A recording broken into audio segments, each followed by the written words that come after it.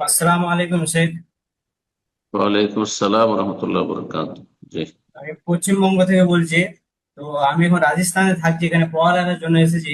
তো যে ইনস্টিটিউটে হম। আমি পড়ালেখা করছি ওখানে মানে বিল্ডিং এর ভিতরে নামাজ পড়তে ওরা মানে বারণ করে, বলছে যদি বাইরে যেতে পারো তাহলে যাও, বাইরে যাওয়ার পারমিশন আছে।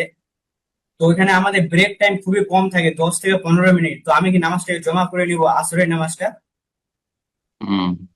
হ্যাঁ, এরকম পরিস্থিতি হলে জমা করতে পারবে, কিন্তু যেখানে নামাজ পড়া যদি বাধা থাকে তো এরকম লেখাপড়া জায়েজ নয়।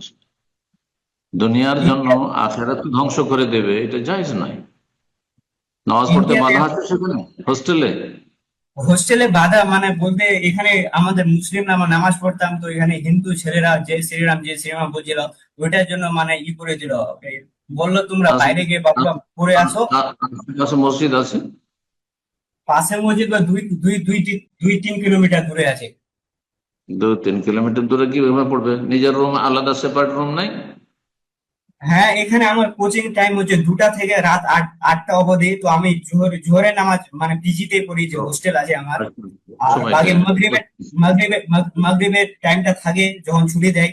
আর ঈশা আর ঈশার নামাজ আর ফজরের নামাজ এখানেই পড়ি, শুধু আসরেরটা সমস্যা হয় একটু। আর ইন্ডিয়াতে তেমন কোনো, হ্যাঁ স্যার, ইন্ডিয়াতে তেমন কোনো ইনস্টিটিউট নেই মুসলিমদের যেখানে আমরা পড়বো ভালো উচ্চ শিক্ষার জন্য, সব অমুসলিমদের আছে। ইবাদত করো, ইবাদত করো রব্বুল আলামিন। যাই হোক, জোহরের সাথে এই পরিস্থিতি আসর জমা করে নেবেন। আল্লাহ মাফ করুন। জি।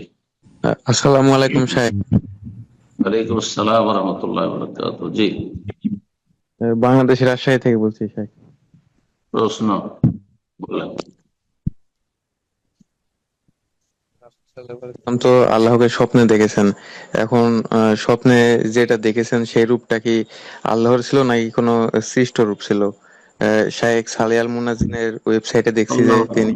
জানি না, জানি না, আল্লাহ আলাম।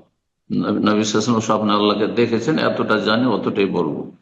কেমন দেখেছেন, আসল রূপ ছিল, এই ছিল, এগুলো কে করতে বলেছে আপনাদেরকে? এগুলো কে শিখিয়েছে?